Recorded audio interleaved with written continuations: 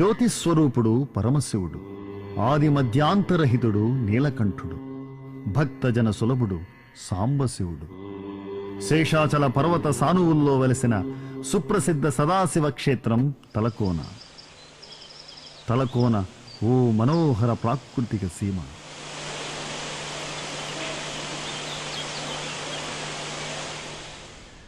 ఎటు చూసినా చిక్కటి చెట్లు, చక్కటి పరిసరాలతో కూడిన నయనానందకర ప్రదేశం. శివుని జటాజూటం నుండి దుమికే గంగల తలకోన జలపాతం తనువును, మనస్సును, ఆత్మను ప్రక్షాళనమనర్చే సజీవ జలధార. ఈ పావన ప్రవాహం వెంబడి వెలసినదే శ్రీ కామాక్షి సమేత సిద్ధేశ్వరాలయం. తరతరాలుగా ఎందరో సిద్ధులు, తాపసులు, యోగులు, మునులు, ఋషులు, దేవతల ఆరాధనా స్థలం. ప్రఖ్యాత పుణ్యక్షేత్రం తిరుపతికి 57 కిలోమీటర్ల దూరంలోని తలకోన క్షేత్రం తూర్పు కనుమలు శేషాచల అరణ్యాల్లో అంతర్భాగం.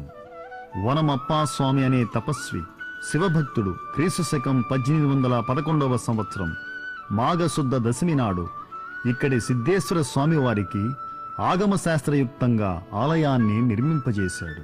పూజాధికాలు ఏర్పాటు చేశాడు. మహాశివరాత్రికి ఇక్కడ పెద్ద ఎత్తున ఉత్సవం జరుగుతుంది. శివనామ స్మరణతో ఈ ప్రాంతమంతా మారుమోగుతుంది. జంగమయ్య దర్శనార్థం ఎక్కడెక్కడో దూర ప్రాంతాల నుండి భక్తులు తండోపతండాలుగా తలకోనకు తరలివస్తారు. శ్రీ సిద్ధేశ్వర స్వామిని కొలుస్తారు. సిద్ధభూతి అనే ప్రత్యేక యజ్ఞంలో పాల్గొంటారు. భక్తి శ్రద్ధలతో రాత్రంతా జాగరణ చేస్తారు. ఓం శ్రీ సిద్ధేశ్వరాయ నమః.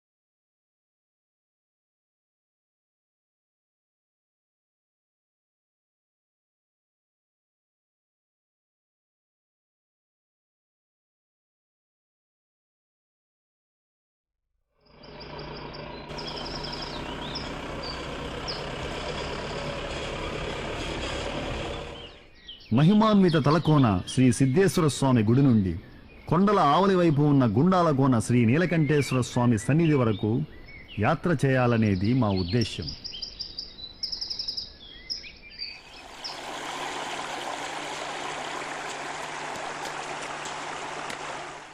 భౌగోళికంగా చెప్పాలంటే చిత్తూరు జిల్లాలోని తలకోన శివక్షేత్రం నుండి కడప జిల్లాలోని గుండాల కోనేశ్వర క్షేత్రానికి మా ప్రయాణ గమ్యం.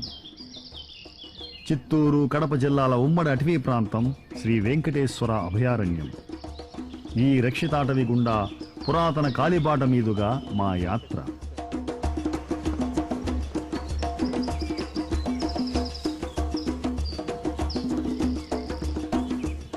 ఎస్వి భక్తి ఛానల్ బృందంతో పాటు మొత్తం 16 మందిని. దోవలో వంట వార్పు చేసుకోవడానికి అవసరమైన సరుకులు, ఇతర సాంకేతిక సామగ్రిని వెంట తీసుకున్నాం. మనోజ్ఞ అరణ్య పరిసరాల నడుమ మా ప్రయాణం మొదలైంది.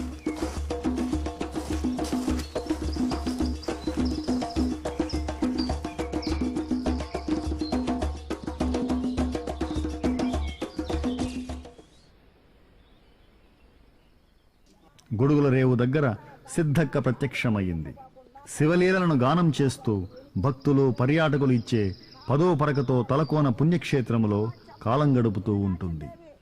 భారతదేశంలో ధార్మిక వ్యాప్తికి ఇలాంటి విస్మృత కళాకారుల కళా వ్యాసంగం విస్మరించరానిది.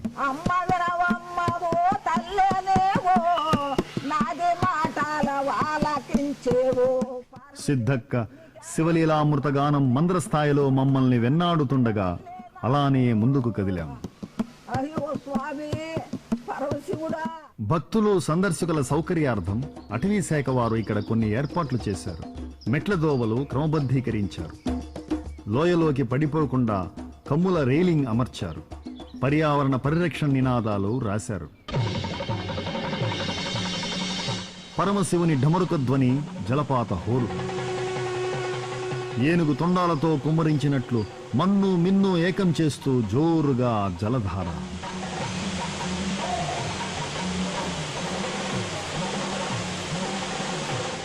వానాకాలంలో అయితే తలకోన జలపాత సౌందర్యాన్ని చూడడానికి 2 కళ్ళు చాలవు. అంతగా వయ్యారాలు పోతూ, సయ్యాటలాడుతూ, హొయలొలుకుతూ దూకుతూ ఉంటుంది. అదో అపూర్వ జల విన్యాసం. పక్కనే గల పురాతన కొండదోవ గుండా ఎగువ జరివైపునకు కొండెక్కడం ప్రారంభించాం. అంతకంతకు ఆకాశానికి సన్నిహితమవుతున్న అనుభూతి. ప్రయాసతో పైకి అడుగులేశాం. సముద్ర మట్టానికి సుమారు 2800 అడుగుల ఎత్తులో ఉన్నాం. ఇక్కడి నుంచి భూమి ఆకాశాలు రెంటిని పరికించవచ్చు. శివరాత్రి, ఇతర పర్వదినాలలో అడవి మార్గం గుండా తలకోనకు వచ్చిపోయే భక్తయాత్రికుల విశ్రాంతి నిమిత్తం అటవీ శాఖ వారు వేసిన రేకుల షెడ్డు. ఇదంతా బంగళామిట్ట ప్రాంతం. అడవుల ఆజమాయిషీలో భాగంగా గతంలో బ్రిటిష్ వారు కట్టిన బంగళాలు ఇక్కడ ఉన్నాయి. అందువల్ల ఈ ప్రాంతానికి బంగళామిట్ట అని పేరు. ఇక్కడి నుంచి కొంచెం ముందుకెళితే తలకోన నెత్తిన గల 2-3 చిన్నపాటి జలపాతాలు దర్శనమిస్తాయి.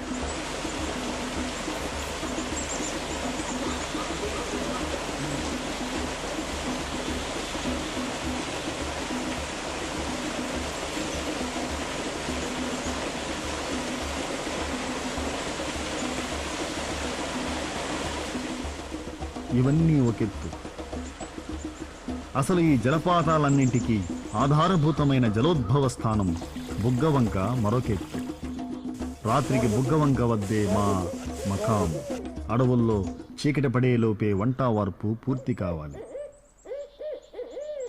పొయ్యి నిప్పుల వెలుతురులో భోజనాలు ముగించాం. పరిసర అరణ్య జంతువులకు హెచ్చరికగా, విపరీతమైన చలి నుండి మాకు రక్షణగా నెగడు వెలగసాగింది. ఎక్కడో కణితి అరిచింది. ఎలుగుబంట్లు ఈశుళ్ల పుట్టను వెతుకుతూ వెళ్లే సమయం.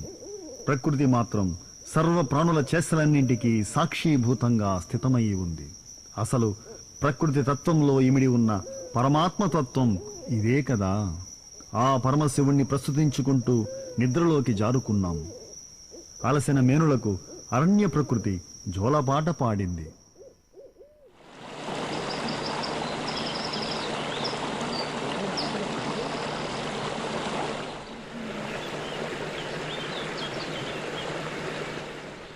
రెండో రోజు పక్షుల కోకువల సంగీత స్వనాలతో మేలుకున్నాం. ఉదయాన్నే కసరత్తు చేస్తున్నట్లున్నాయి బెట్టుడతలు. పారాచూట్ లాంటి నిర్మాణం కలిగిన విప్పార్చిన చేతులతో ఒక కొమ్మపై నుండి మరో కొమ్మపైకి ఉల్లాసంగా దుముకుతున్నాయి. అడవి అల్లిబిల్లిగా అల్లుకున్న తీగలతో, లతలతో, అంచెలంచెలుగా ఎదిగిన చెట్టు చేమలతో అలరారుతూ ఉంటుంది. ఇదిగోండి, వంపు సొంపులతో పందిరి అల్లుకున్న ఈ దృఢమైన తీగల సముదాయాన్ని చూడండి. ఇదే మడప తీగ. సరీసృపాల్లో అత్యంత బలిష్టమైన అనకొండ పాము లాంటి ఈ తీగ గిల్ల తీగ. ఇది తలకోన అడవులకి ప్రత్యేకం. దీని శాస్త్రీయ నామం యాంటిడాస్ క్యాండెన్స్. ఈ తీగ చాలా ఔషధ గుణాలు ఉన్నది. ఈ తీగ కాచే కాయలతో కీళ్ళ నొప్పులు, వాపులు వీటిని తగ్గించడంలో వాడతారు. అట్లే ఎలుకలు కొరికినప్పుడు, అంటే పందికొక్కులు ఎలుకలు కొరికినప్పుడు వాటికి కూడా మందు పూతగా వాడతారు. గడిచిన తొలి రోజు నాటి అనుభవాల సారాన్ని దట్టించుకున్న శరీరాలతో మలినాటి ప్రయాణానికి సంసిద్ధమయ్యాం.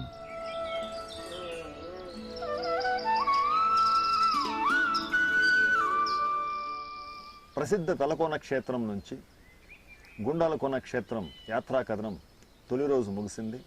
రెండవ రోజు ప్రారంభమైంది. అరణ్య ప్రకృతి నడుమ సాగే ఈ కాలిబాట రెక్కమాను, బ్రహ్మగుండం, కందిరేవుల, సలీంద్ర కోన మీదుగా గుండాల కోన చేరుకుంటుంది. ఇది పురాతన కాలిబాట. ఎందరో భక్తులు, యాత్రికులు, సర్వేయర్లు, వేటగాళ్ళు, బ్రిటిష్ వాళ్ళు, అంతకుముందు పాలెగారులు, రాజులు, సామాన్య భక్తజనము వీళ్ళందరూ కూడా ఈ దారిలో రాకపోకలు కొనసాగిస్తూ వచ్చేవారు. కొద్ది దూరం ముందుకు సాగగానే అంతటి నట్టడివిలో ఓ శిథిల భవనం.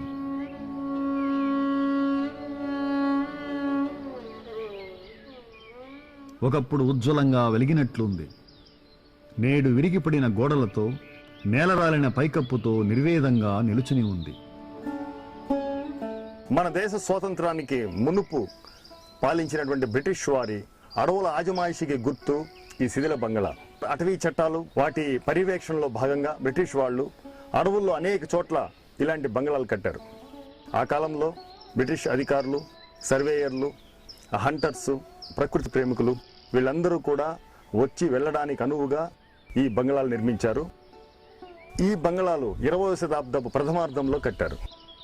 ప్రస్తుతము ఆలనా పాలన లేక మొండి గోడలతో దర్శనమిస్తున్నాయి.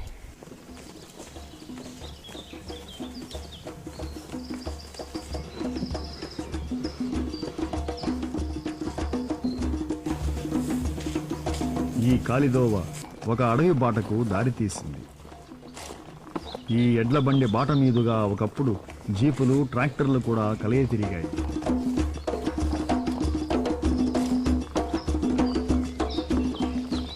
పసిపాపల్లా నవ్వులు కురిపిస్తూ అడవి గోగుపూలు. శిశిర ఋతువులో మొగ్గ తొడిగి మాఘమాసంలో పసుపచ్చని పూలు పూస్తాయి. అనేక ఔషధ గుణాలున్న ఈ గోగు మొక్క అడవికే అలంకారం. రెక్కమాను పెంట 3 దోవలకు కేంద్రం. మార్గనిర్దేశం చేసే ఈ రెక్కమాను కొయ్యను అటవీ అధికారులు పాతారు. ప్రస్తుతం రెక్కమాను జంక్షన్ దగ్గరకు వచ్చాం మనం. రెక్కమాను అనేది తలకోన అడవుల్లోని కీలకమైనటువంటి ఒక ప్రదేశము. ఈ రెక్కమాను నుంచి 3 దారులుగా చీలుతుంది. ఒకటి తలకోన నుంచి వచ్చిన దారి, అది తిరిగి మేము ప్రయాణించిన దారి. ఇక్కడి నుంచి ఒకటి గుండంపెంట, ఒకటి వచ్చి మొగిలిపెంట, అట్లా 3 దారులుగా చీలుతుంది. ఇక్కడి నుంచి దాదాపు ఒక 10-11 కిలోమీటర్ల దూరంలో మొగిలిపెంట ఉంది. అక్కడ రుద్రగల తీర్థం లేదా యుద్ధగల తీర్థం అనేటువంటి ఒక ప్రఖ్యాత తీర్థం ఉంది. అక్కడ తిరుమల 108 దివ్య తీర్థాల్లో అది తలమానికమైంది. ఆ తీర్థం దగ్గరే చరిత్ర పూర్వయుగం నాటి, అంటే సుమారు 10,000 ఏళ్ల క్రితం నాటి ఎగువ శిలా రాతి యుగం నాటి మనుషుల యొక్క చిత్ర కళా అవశేషాలు ఉన్నాయి. అక్కడ ఉన్నటువంటి పెయింటింగ్స్, ఆర్ట్ అదంతా కూడా ప్రపంచ ప్రఖ్యాతి చెందింది, అంతర్జాతీయ ఖ్యాతి చెందింది. ఇటుపోతే ఇంకా గుండంపెంటకి మేము ఇప్పుడు బయలుదేరబోయేది గుండంపెంట. ఈ గుండంపెంట నేరుగా మా యొక్క డెస్టినీ ఏదైతే ఉందో అదే గుండాల కోనకి దారితీస్తుంది. మేము ఇప్పుడు అక్కడ బయలుదేరుతున్నాం. శేషాచల అరణ్యం నిగూఢ రహస్యాల నెచ్చిలి. మిగతా చాలా చోట్లలాగా ఈ అడవుల్లో మానవ సంచారం తక్కువ. ఊళ్ళు, గూడేలు కరువు. రక్తనాళాల్లా దోవలు నలుపక్కలా వ్యాపించి ఉంటాయి. దారి తప్పితే ఇక అంతే సంగతులు. బయటపడడం చాలా కష్టం. అందుకే అడవుల్లో తిరిగేటప్పుడు అనుభవజ్ఞులైన గైడ్లు తప్పనిసరి.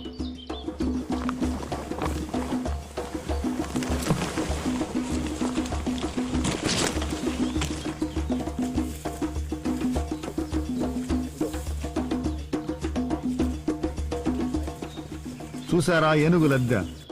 3-4 రోజులైనట్లుంది. ఈ మార్గం గుండానే ఏనుగులు ప్రయాణించాయి. లద్దె బట్టి అవి ఏ గ్రాసాన్ని తింటాయో విశ్లేషించి చెప్పవచ్చు. గత 12 ఏండ్లుగా శేషాచల సానువులు ఏనుగుల స్థావరంగా కొనసాగుతూ వస్తున్నాయి. మన రాష్ట్రంలోని కౌండిన్య అభయారణ్యం ఏనుగుల నెలవు. చిత్తూరు జిల్లా పలమనేరు అడవుల్లోని ఆ రక్షితాటవి నుండి సుమారు 40కి పైగా మత్తేభాలు శేషాచలం అడవుల్లోకి వలస వచ్చాయి. ఈ ప్రాంతమంతా బాగా విహరించినట్లున్నాయి. తొండం మెలిపెట్టి తుంచిన కొమ్మలు రెమ్మలతోనూ పూలదోసిన ఈత చెట్లతోనూ నేలంతా పరుచుకుని ఉంది. మొత్తం మీద నలుదిక్కులా జాగ్రత్తగా చూసుకుంటూ అప్రమత్తంగా అడుగులు వేస్తూ గమ్యం వైపు కలిసికట్టుగా కదిలాము.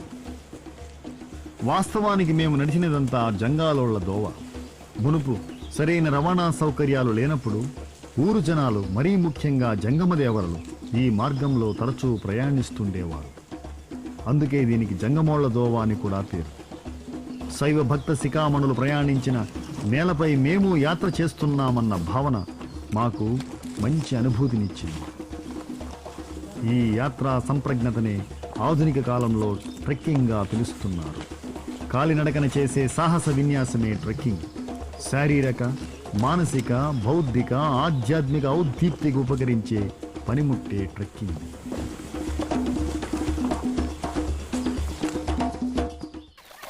ఓహ్ అద్భుతం! ప్రకృతి కనికట్టు సలీంద్ర కోన. ఏ మయబ్రహ్మో అదే పనిగా ఒలితో తొలిచిన పాతాళలోక ముఖద్వారం కాదు గదా. కొన్ని మిలియన్ల సంవత్సరాల క్రితం పుడమి పరిణామ క్రమంలో పురుడు పోసుకున్న ఈ ప్రాకృతిక స్మృతి చిహ్నం సోయగం చూసి తీరవలసిందే గాని మాటల్లో వర్ణించేది కాదు. సూర్య భగవానుని కాంతిరేఖలకు విరిసిన స్వర్ణకమలమల గోధుమ రంగుతో మెరిసే క్వార్ట్జైట్ శిలాకుడ్యాలను వీక్షించి మా మది పులకించింది. తొంగి చూస్తే నేల అంటూ ఉందా అనిపించే సలీంద్రకోన మహానిర్మాణానికి మనస్సులోనే నమస్సులు అర్పించుకున్నాను. సలీంద్రకోనకు ఆవలి పక్క గల దిగుడు ప్రదేశమే గుండాల కోన. ఇక్కడి నుంచే గుండాల కోన శ్రీ నీలకంఠేశ్వర స్వామికి ప్రణామాలు అర్పించాము. మేము క్షేమంగా ఈ యాత్రను పూర్తి చేసేందుకు ఆశీస్సులు అర్థించాము. సంధ్యాకాలమవుతోంది. సలీంద్రకోన మేని ఆకర్షణ నుండి తెప్పరిల్లి జాగ్రత్తగా అడుగులో అడుగు వేసుకుంటూ కోన అంచున గల కందిరేవుల అనే రసరమ్య ప్రదేశం చేరుకున్నాము.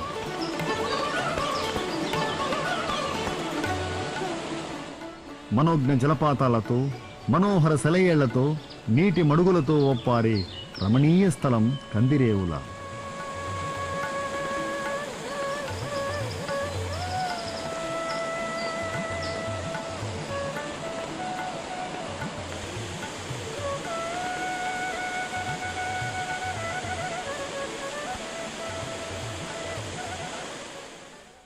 రాత్రి బసకు మా వాళ్ళు అప్పుడే ఏర్పాట్లు మొదలుపెట్టారు. అలసిన శరీరాలు విశ్రాంతి గైకొనడానికి షడ్రుచుల రాత్రి భోజనంతో వీడ్కోలు పలికాము. నక్షత్రాల దుప్పటి కప్పుకొని రేపటి రోజు కలల కంటూ కంటి నిండా నిద్రపోయాము.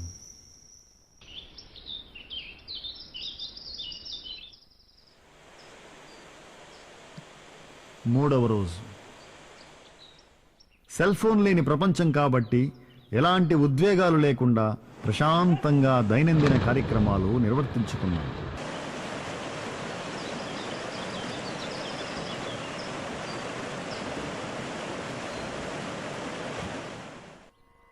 మా అడవి మిత్రులు కొండదేవర శ్రీ వెంకటేశ్వర స్వామికి, చెంచుదేవతలకు పూజలు చేశారు. ప్రసాదం నైవేద్యం ఉంచారు. మధుర స్మృతులు వెన్నాడుతుండగా వీపు మీది బరువులు మోసుకుని భారమైన హృదయాలతో ఈ ప్రాంతాలన్నీ వదలలేక అక్కడి నుంచి బయలుదేరాము. నాగరికత వ్యామోహంలో పడి అరణ్య ప్రకృతిని వదిలేశాం. దాంతో మనిషిలో పలు ఉత్పాతాలు చోటు చేసుకున్నాయి. శారీరకంగానే కాకుండా మానసిక అనారోగ్యం తటస్థించింది. రోగాలు రుస్తులు పెరిగాయి. మూల ప్రకృతి పుత్తిళ్లలో 2 రోజులు గడిపేసరికి అప్పుడే తేడా తెలియరాసాగింది. విపరీతమైన చలి, ఎండవేడిమికి శరీరం కమిలినా అంతరంగం మాత్రం తెలియని ఆనందంతో ఆత్మ సంతృప్తితో ఉక్కిరి బిక్కిరి కాజొచ్చింది.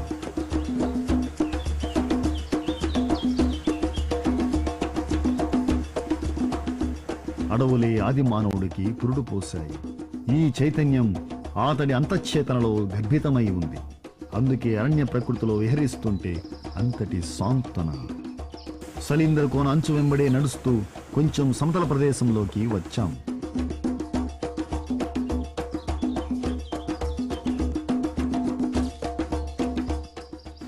రాకపోకలు మందగించడం వల్ల తోవలన్నీ మూసుకుపోయాయి. దారులు గుర్తించడం కష్టమయ్యింది. అయినా ఎలాగోలా దిక్కులను బట్టి ప్రయాణించసాగాం. దొడ్లమూర ప్రాంతం మీదుగా నిలువుగా కొండ దిగడం మొదలుపెట్టాం. ఏ మాత్రం పట్టుదప్పినా ఇక ఇంతే సంగతులు. అగాధ లోయల్లో పడి ప్రాణాలు అనంతవాయువుల్లో కలిసిపోవలసిందే. తలకోన నెత్తిమీద ఎత్తుతో పోలిస్తే ఉరామరి 1000 అడుగులు దిగువకు దిగాం.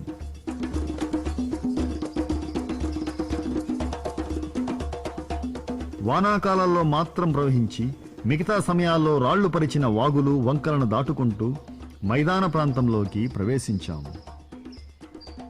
ఒకసారి వెనుదిరిగి చూస్తే బ్రహ్మాండమైన సలీంద్ర కోన శేషాచల శిఖరాలకే తలమానికంగా వెలుగుతూ కనిపించింది. క్షేమంగా మమ్మల్ని నేల చేర్చిన ఆ మార్మికకు మహాకోనకు నమస్కరించాము. ఇక అక్కడి నుంచి కాళ్ళీడ్చుకుంటూ పందిళ్లు పరిచిన పల్చటి చెట్ల నడుమ నడుస్తూ గుండాల కోన ఆవరణలోకి అడుగుపెట్టాం.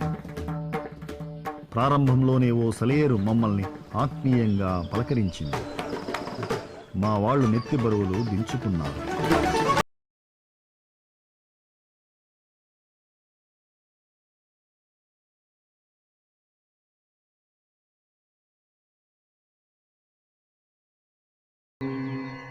గుండాల కోన ఓ శక్తి క్షేత్రం, ముక్తిదాయక క్షేత్రం.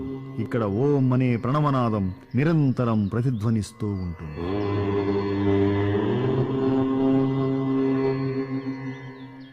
ధ్యాన హృదయాలతో శృతి కలుపుతూ ఉంటుంది. ఒకప్పుడు సిద్ధులు, బైరాగులు, సాధువులు, యోగులు జపతపాలు బాగా నిర్వర్తించినట్లుంది. నేటికి ఆ మహానుభావుల తేజో చైతన్య తరంగాలు మనల్ని ఆవరిస్తాయి. మనలో దైవిక భావనలను ప్రోది చేస్తాయి.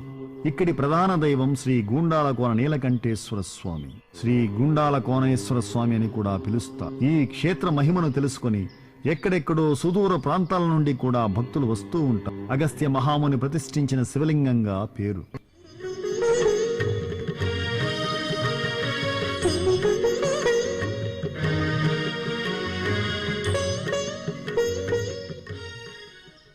ఒక కొండపేటు కింద గల గుహలో శ్రీ స్వామివారు వెలసి ఉన్నారు.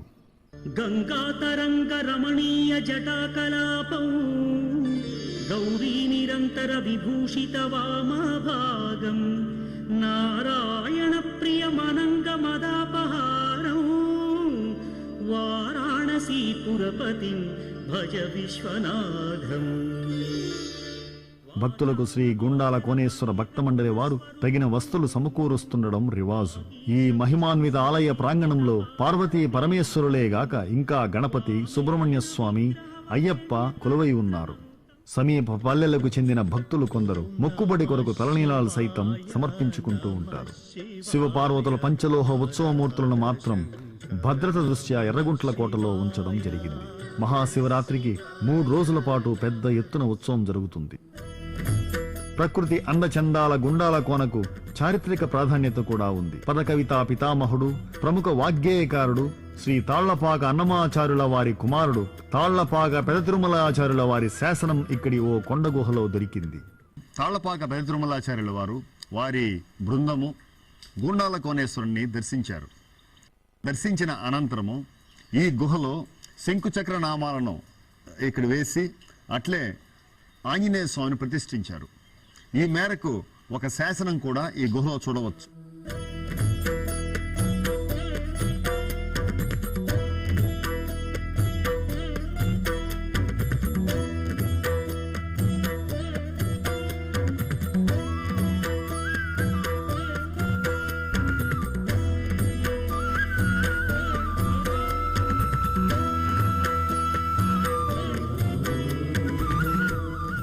ప్రసిద్ధ పండితుడు బ్రహ్మశ్రీ విద్వాన్ శ్రీ మైనంపాటి వెంకట సుబ్రహ్మణ్యం గారు శాలివాహన శక సంవత్సరం 1459 అంటే క్రీస్తు శకం 1537 సంవత్సరం నాటి పెద తిరుమలయ్య శాసన పాఠాన్ని తొలిసారిగా ప్రస్తావించారు. కన్నికలమ్మ గుడి, పెళ్లి కానివారు, సంతానం కోరుకునేవారు ఇక్కడ పూజలు చేసి వరపడతారు. మహాశివరాత్రికి విశేషంగా ఇక్కడ మొక్కులు ఉంటాయి.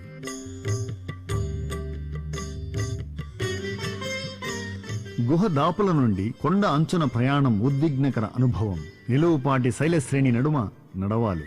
ఓంకార మంత్ర స్వరూప హే సాకార తత్వ ప్రదీప మాదారి పరమేశ్వర మా రామలింగేశ్వర ఓంకార మంత్ర స్వరూప. బూడిద గుండాం కొండ కోణంలో తొలిచిన కోనేరు లాంటి ఈ సువిశాల జలకుండం దాపుల ఒకప్పుడు సాధకులు జపతపాలు అనర్చుకునేవాళ్లు. నిర్వహించిన యజ్ఞ యాగాదుల వల్ల పోగుపడిన బూడిద కుప్పల మూలంగా ఈ సహజ సరస్సుకు బూడిద గుండాం అని పేరు వచ్చిందని చెబుతారు. నాగాంతకం ధనుజ పుంగవ పన్నగానాం దావానలం మరణ శోక జరాటవీనాం వారాణసీపురపతిం భజ విశ్వనాథం తేజోమయం సగుణ నిర్గుణమద్వితీయం. ఈ గుండాం దారికి అభిముఖంగా ఉన్న శిలాకుడ్యానికి కొన్ని ఆసక్తికర శాసనాలు లిఖించి ఉన్నాయి. వాటిని పరిష్కరించవలసి ఉంది. తాళ్లపాక పెద తిరుమలయ్యతో వచ్చిన పరివారం పేర్లు సైతం ఇక్కడ చెక్కబడి ఉండడం గమనార్హం.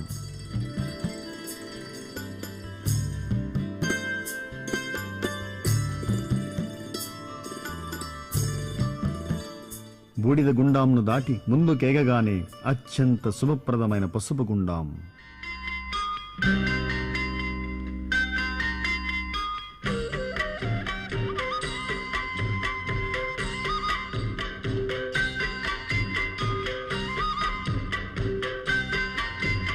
గుండాల కోనేశ్వర స్వామి దర్శనార్థం వచ్చిన వారు పవిత్రమైన పసుపు గుండాం దాపుల పూజ చేయడం ఆచారం.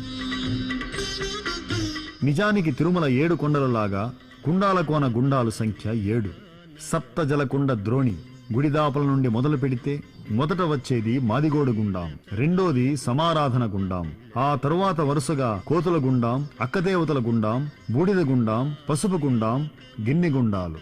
ఈ 7 జలకుండాలు జీవుడులోని చక్రాలనే సప్త శక్తి క్షేత్రాలకు సంకేతం.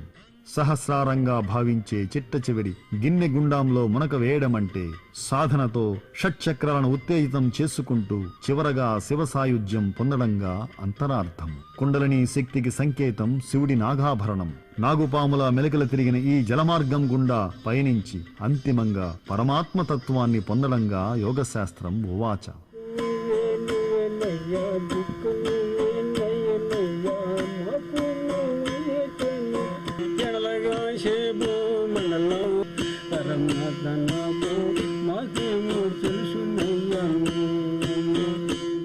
ఆధ్యాత్మిక, ఆరణ్యక, చారిత్రక, సాంస్కృతిక, సాహసిక దీప్తికి ఆలవాలమైన గుండాల కోన యాత్ర పరిపూర్ణం. మరోసారి శ్రీ గుండాల కోనేశ్వర స్వామికి, పార్వతీ అమ్మవారికి, పరివార దేవుళ్లకు, స్థానిక వనదేవతలకు నమస్కారాలు సలిపి వైకోట ప్రయాణమయ్యాం. ఓం శ్రీ గుండాల కోనేశ్వరాయ నమః. ఓం శ్రీ నీలకంఠే